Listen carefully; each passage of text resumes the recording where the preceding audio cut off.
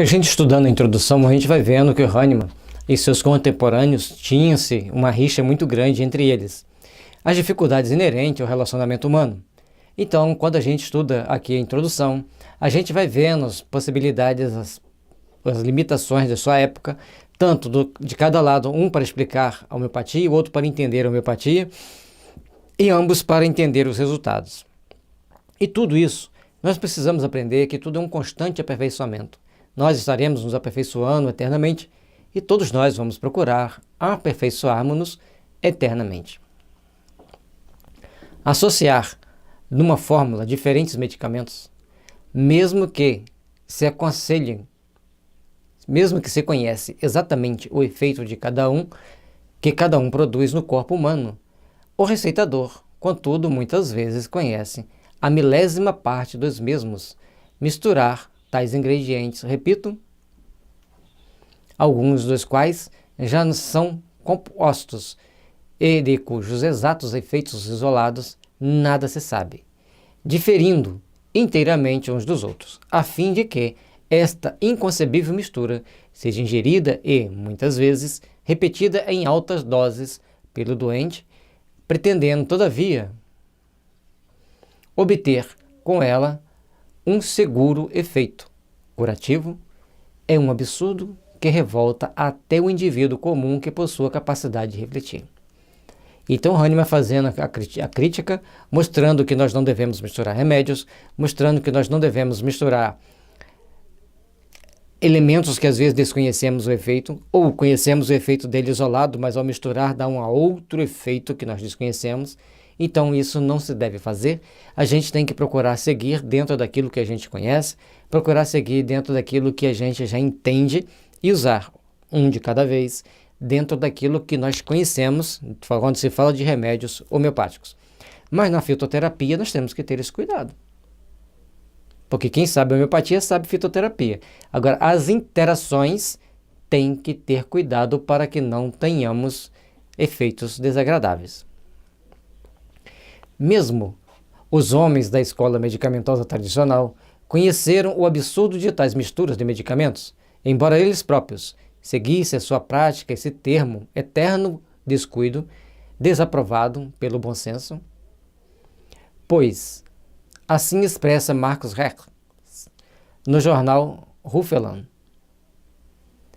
Suas crises de consciência, quando pretendemos suprimir um estado inflamatório, deixamos de usar o salitre ou o sal de amoníaco ou o ácido vegetal isolado, mas, originalmente, misturamos vários meios chamados antiflogísticos, frequentemente em grande número, ou os empregamos alternadamente.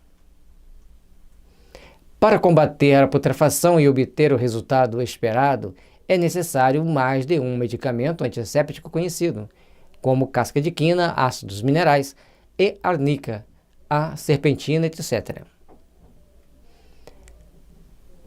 Misturando em grandes doses, preferindo misturar vários deles e contar com a sua ação combinada e por igual, qual é o efeito para o presente caso? Lançamos mão de várias substâncias, empregando ao acaso, graças a uma delas, o cuidado de produzir a esperada transformação. Então a pessoa começa a fazer todas aquelas misturas e vai misturando, esperando que dê uma resposta. Mas o Hahnemann tinha uma forma bem simples de tratar a inflamação. Ele usava o pirogênio, ou um remédio que fosse condizente com as necessidades daquela pessoa, de acordo com os seus sintomas mentais e emocionais. Então, o efeito era um remédio e o efeito era muito rápido. Assim como hoje na homeopatia, se você usar um remédio, é muito rápido o efeito. Por exemplo, na sepsemia, falando em inflamação, o pirogênio pode cortar uma sepsemia em alguns segundos ou minutos. Aí as pessoas começam a querer inventar dose única sim, dose única assado. Não, você dá uma dose do remédio, por exemplo, 7 gotas, observa, teve melhora, daí uma meia hora você dá mais 7 gotas do remédio. O importante é salvar a vida e não fazer show. O que eu falo fazer show? A pessoa chegar depois e relatar. Eu dei uma dose do remédio, salvei a vida da pessoa, e por isso, por aquilo. Não. E até porque na sepsemia, uma dose do remédio vai parar parcialmente aquela infecção. Depois você vai ter que retrabalhar, dar continuidade ao tratamento para que você tenha o melhor resultado. Então não vamos nos empolgar demais, porque na homeopatia tem um remédio que uma dose resolve tudo. Depende de um conjunto de fatores, a sensibilidade, a suscetibilidade da pessoa e as condições que ela está apresentando. Então vamos trabalhar com discernimento e entender que não se deve fazer grandes misturas. Agora, a experiência mostra, conforme a escola francesa, que associar arsênico ao pirogênio vai trazer o efeito muito mais rápido para o tratamento daquela pessoa. Agora, se ela tem um órgão que não é que o arsênico não tem um tropismo por ele, você vai ter que usar aquele outro remédio. Não junto, na mesma hora, no mesmo vasilha, no mesmo vidro, no mesmo copo, mas depois, no momento mais apropriado, de acordo com a experiência e o conhecimento do homeopata. Então, nós temos que saber raciocinar e entender como vamos fazer esses tratamentos nos adoecimentos mais estranhos que aparecem na sociedade atual. Assim, é raro que nós provoquemos a transpiração, que purifiquemos o sangue, que provoquemos a expectoração, que aliviemos congestões e que desobstruamos mesmo as primeiras vias com a ajuda de um único meio. Então, a pessoa que era o alopata que estava lá escrevendo, ele já estava fazendo os questionamentos dele, como que ele usava um remédio só para provocar isso. E o Hahnemann conseguia. E dependendo da situação, a gente consegue com um remédio só. E quando vai entrar com o segundo, como a gente citou aqui na sepsemia, arsênico e pirogênio, a gente já sabe que os dois se somam para reduzir as inflamações. Aí, voltando para o raciocínio do alopata que estava descrevendo lá. Nossas prescrições, neste sentido, são sempre complicadas, quase nunca simples e pura, sem o sendo, também, consequentemente, as experiências em relação aos efeitos de suas substâncias isoladas. Então, eles iam tentando ali pelas experiências, cada um ia passando, compartilhando aquelas experiências para obter os melhores resultados dentro daquilo que eles entendiam. Na verdade, o que fazemos é estabelecer uma espécie de hierarquia em nossas fórmulas, de um modo acadêmico chamado de bases. Aquele ao qual propriamente encarregamos de produzir um efeito e aos outros damos o nome de auxiliares, adjuvantes, ou adjuvantia, corretivos, correntia, etc. Aí o Hahnemann usa o nome também em latim, que eles empregavam. Então nós temos que procurar raciocinar que aquilo que está fazendo ali, misturando substâncias para obter efeitos, naquela época do Hahnemann, não obtinha os efeitos, portanto que Hahnemann conhecia, usava essas técnicas, abandonou a medicina porque não dava certo. Quando ele desenvolveu a medicina homeopática, que ele criou a homeopatia, ele viu como que os resultados eram rápidos, simples e permanentes. É evidente que, na maior parte das vezes, somente o arbítrio serve de fundamento a tal classificação. Os auxiliares e adjuvantes possuem a mesma cota de participação no efeito total que o meio principal, embora nos seja possível determinar o grau por falta de uma escola. Então, misturava-se quem que fez o efeito melhor. Eles não sabiam, eles usavam duas, três substâncias, não entendiam o que estava acontecendo, não entendiam qual o resultado estava, quem estava agindo naquele momento. Então, todo mundo está dando uma cota de participação, mas não sabemos qual cota cada um está dando. Da mesma forma, a influência do corretivo sobre as formas dos outros meios pode ter pouca reação, mas sem ser totalmente indiferente, devendo os mesmos aumentá-las, diminuí-las ou imprimir-lhes uma outra direção. E nós devemos considerar sempre a transformação salutar que uma tal fórmula realiza. Então ele está lá descrevendo como que que estava acontecendo. O Hahnemann já bota um ponto de interrogação ali, já está sabendo mesmo o que está acontecendo, mas estava dando um resultado que ele esperava ser o melhor resultado. Como resultado de todo o seu conteúdo, sem nunca deduzir a partir dele uma verdadeira experiência acerca da eficácia de um só de seus componentes. Então, a gente tem que procurar entender que, a partir de um efeito, qual era a verdadeira experiência daquele ali? Ia dar certo aquelas misturas em todas as pessoas? Aquelas misturas estavam compatíveis e coerentes com a necessidade das pessoas naquela época? Isso mostra-nos a necessidade de começarmos a repensar, para não repetirmos os mesmos erros, para começarmos a tomar atitudes mais prudentes. Nós estamos comentando lá na época de Hahnemann, como que ele agiu, e nós não devemos misturar a homeopatia no mesmo frasco. Como ele citou arsênico e hiperogênio antes, uma dose de um, depois de um tempo apropriado entre eles, uma dose do outro.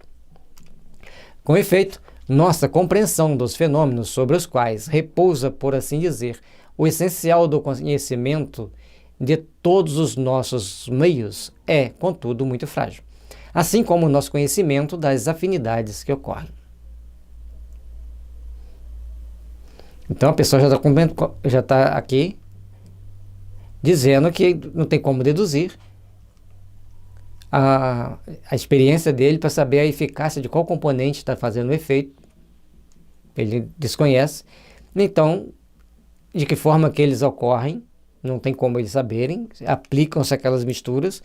Deu certo para João, a gente aplica em José, que está mais ou menos parecido. Vai dar certo também? E se não deu, por quê? Eles não sabiam. Talvez as centenas por ocasião de suas misturas, para que possamos afirmar com certeza em que a intensidade de uma maneira e de que maneira uma substância apresente uma substância aparentemente muito insignificante pode atuar quando for introduzida no corpo humano. Então, de que forma ela vai atuar? Como que ela vai atuar? E como que nós vamos saber a maneira que ela vai estar atuando se a gente está colocando um monte de mistura? E, por mais insignificante que ela seja, ela pode atuar de uma forma ou de outra, quando é ingerida. E nós, muitas das vezes, desconhecemos esse efeito, desconhecemos essas condições do remédio, as condições que o remédio está sendo utilizado, que ele está sendo tratado. Os remédios homeopáticos são testados em pessoas saudáveis e têm seus efeitos anotados. Estas anotações chamamos de matéria médica. Lembrando que a gente fala pessoas saudáveis, como o Hahnemann disse, mas é pessoas dentro de um equilíbrio psíquico estável, que apresentam um conjunto de adoecimentos, um conjunto de padrão que a gente vai vendo de que forma pode interferir no resultado final, de que forma a gente pode obter os resultados esperados e necessários para o restabelecimento da saúde. É desta forma, são estudados e, ao serem indicados em um caso de adoecimento, ele é empregado de acordo com a lei da similitude entre os sintomas mais peculiares ao remédio e os sintomas do adoecimento. Ou seja, os sintomas mais peculiares do remédio devem estar presentes nos sintomas característicos do adoecimento. Então, quando você vai tomar ferro metálico, você tem cisma de passar em ponte, você tem uma memória fantástica para lembrar de todos os seus colegas de infância, de escola, não importa a idade que você tem, e você é uma pessoa que tem dificuldade de sair dos trilhos. Você quer seguir uma linha reta, mesmo que você não esteja no caminho reto, mas você quer seguir naquele seu ponto de vista.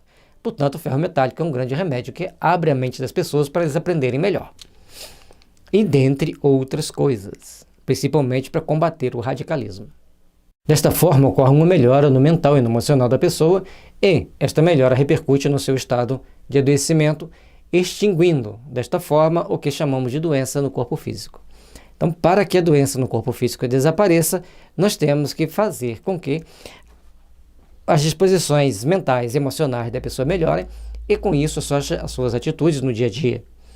Ao corrigir esse psiquismo, o físico vai se corrigir naturalmente. Por isso que a gente coloca a luz do Evangelho de Jesus, porque muitas das vezes nós temos que ter uma postura ética, uma postura de raciocínio, de entendimento, para melhor buscarmos alcançar as respostas necessárias ao nosso aprimoramento, ao nosso aperfeiçoamento, à nossa melhoria.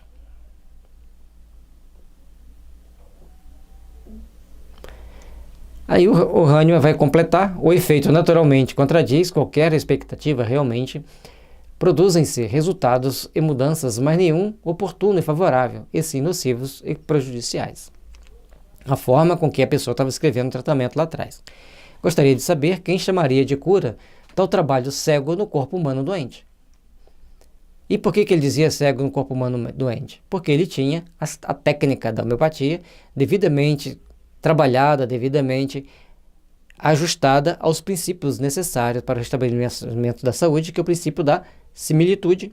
Quando você já conhece os sintomas que o remédio pode causar e você se inteira dos sintomas que a pessoa tem, vê o remédio mais similar ao adoecimento que a pessoa tem e esse remédio corrige o mental, corrige o emocional, corrige as disposições morais e a pessoa recupera a saúde. Se ela não quiser se modificar, vai ter uma certa dificuldade, mas as pessoas melhoram-se naturalmente, porque nossa tendência, nossa índole, nossa essência é de nos tornarmos melhores, é de nos tornarmos mais úteis, é de nos tornarmos mais compatíveis com aquilo que as leis divinas esperam de nós. Todo comando positivo ajuda-nos a nos melhorar naturalmente. Logicamente que existem exceções. Hahnemann critica arduamente as misturas empregadas em sua época, pois ele proíbe a mistura de remédios no mesmo frasco sem a prévia experimentação, conforme parágrafo 148. Mas isto deixa de afirmar que a pessoa tenha que tomar um só e mesmo remédio a vida toda, pois o parágrafo 184 diz que devemos reavaliar o caso quando o remédio indicado deixar de ser eficiente e seu efeito torna-se contraproducente, exigindo a escolha de outro remédio mais apropriado à nova situação. Então, cada situação, cada momento, cada oportunidade que nós temos de entender os adoecimentos, de entender os processos adoecedores, como que nós vamos nos trabalhar com eles, como que nós vamos nos aperfeiçoar, como que nós vamos alcançar o melhor resultado. Um remédio só a vida inteira é contraproducente, conforme está aqui no parágrafo 184, 181 e tantos outros que ele vai mostrando para a gente que o remédio precisa ser mudado em determinados momentos, em determinadas situações. O que não se pode é misturar no mesmo frasco dois ou mais remédios.